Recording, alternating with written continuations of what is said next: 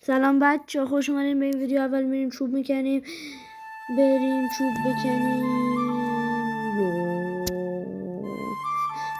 اولین چوب، دومین چوب.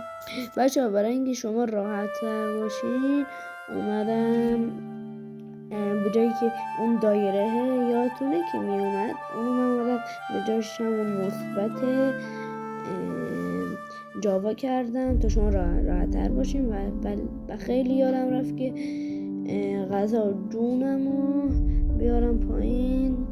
حالا خودتون ببخشین. اول میریم یه تبر که نه بلنگ چوبی میسازیم، میریم زیر پامون میکنیم به امید این که زغال باشه. 1 سنگ، 2 سنگ، 3 سنگ. حالا اگه من این گفتم مثلا هیچی نمیاد. یالی نه من شانس ندارم، ببخشید.